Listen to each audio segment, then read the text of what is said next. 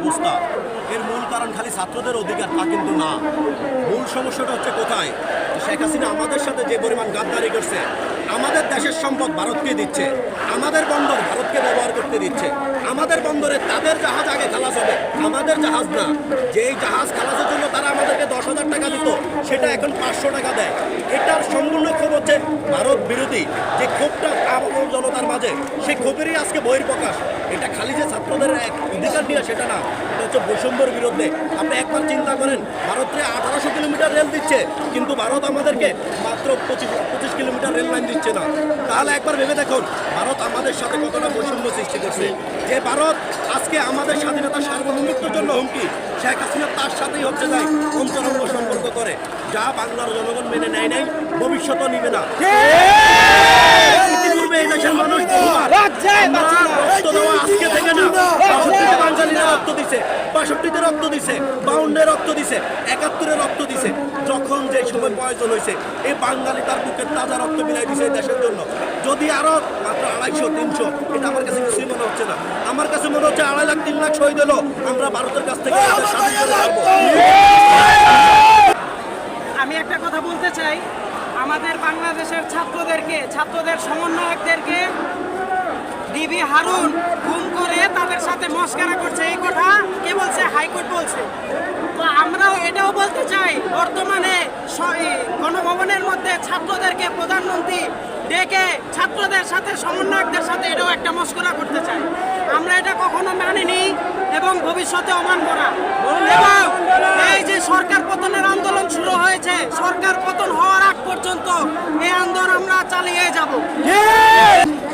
তার অদূরদর্শিতা, অপরিপক্কতা, তার একঘেয়েমি, তার জিদ, দাম্ভিকতায় এই পরিস্থিতিটা এখানে আসছে।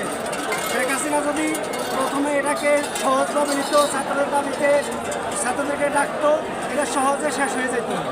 কিন্তু শেখ হাসিনা তার গর্ব অহংকারের কারণে দেশের এই পরিস্থিতি এককভাবে শেখ হাসিনা দায়ী। সে ছাত্রদেরকে তুলে না টেনে তাদেরকে রাজাকার বলে পাকিস্তান পাঠিয়ে দিতে চেয়েছে। হইতে পারে শেখ হাসিনা নিজে ভারতে গিয়ে পলাইতে হবে ইনশাআল্লাহ। আমাদের হাজার হাজার সাধারণ মানুষ এবং কি ছাত্র মারা গেছে এবং কি অনেক প্রায় 3000-এর অধিক ছাত্র নিখোঁজ হয়ে আছে, তাদেরকে গুম করে রেখেছে এই স্বৈরাচার সরকার।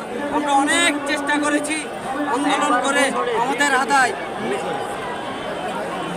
দফা মেনে নেওয়ার, কিন্তু এই স্বৈরাচার সরকার, খুনি সরকার আমাদের ছাত্র ভাইদের খুন করে, বোনদের খুন করে।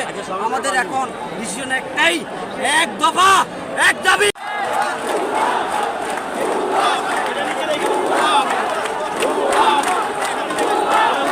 আচ্ছা, আমি উনি বারবার একই কথা বলতেছে যে গণভবনে আসতে, কিন্তু উনি সকালে এক কথা বলেন, রাতে আরেক কথা বলেন, তার কথা কোনো ভ্যালু নাই। এই ভ্যালু দিয়ে আমরা জনগণ এখন আর চাচ্ছি না ওনাকে। আমরা চাইতেছি সরকার পতন। এক দফা আপনি দেখছেন গতকাল সরকারকে আবেদন জানিয়েছিলাম কোটা সংস্কারের। এই কোটা সংস্কারের আন্দোলন সরকার প্রথমে মানতে রাজি হয় নাই। সরকার আমাদের এই আন্দোলনকে তুচ্ছ তাচ্ছিল্য করে ছাত্রদেরকে সে আরও উস্কিয়ে দেয়, ছাত্রদেরকে সে তুচ্ছ তাচ্ছিল্য করে, যার কারণে এটা বড় একটা রূপ নেয়। পরবর্তীতে আমরা 9 দফা দাবি দিয়েছিলাম সরকারকে, কিন্তু সরকার আমাদের দাবিগুলো সঠিকভাবে না মানার কারণে আজকে এই সহিংসতা এবং আজকের এই পরিস্থিতি।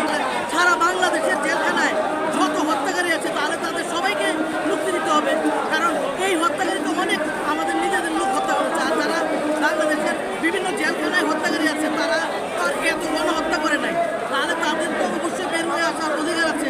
সুতরাং এই হত্যাকারীকে যদি আর যদি সে ক্ষমতায় থাকে তাহলে সকল হত্যাকারীর মুক্তি পাওয়ার অধিকার। সুতরাং এটা তো হতে দেওয়া যায় না। হত্যাকারী বলেন, অন্য অপরাধী যারা জেলখানায় আছে তাদের অধিকার জন্য যায়। এত বড় হত্যাকারী যদি এখনো প্রধানমন্ত্রীর চেয়ারে বসে, এই মুহূর্তে তার পদত্যাগ করা উচিত, তাহলে অপরাধী আরো জাগ্রত হয়ে যাবে। উনি এত বড় অপরাধ করে এখনো যদি প্রধানমন্ত্রীর চেয়ারে থাকে, তাহলে তার থেকেও ছোট ছোট অপরাধ করে যারা জেলখানায় আছে তারা তো আন্দোলন করবে। সুতরাং দেশটা আপনারা শুনছিলেন এখানে বৈষম্য বিরোধী কোটা সংস্কার আন্দোলনকে ঘিরে যে আন্দোলন শুরু হয়েছিল সাধারণ শিক্ষার্থীদের মাঝে, আজকে সেই পরিণত হয়েছে জনসম্মুখে গণ আন্দোলনে পরিণত হয়েছে আজকে সেই আন্দোলন। তারা অনেকেই বলছেন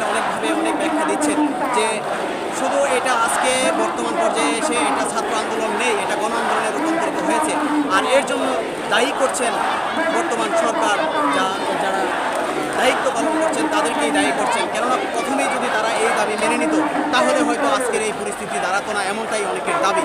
এখানে আজকের এই গণ আন্দোলনে অংশগ্রহণ করছেন সাধারণ শিক্ষার্থী থেকে শুরু করে শিক্ষার্থীদের অভিভাবক এবং রয়েছে নানা শ্রেণী পেশার মানুষ।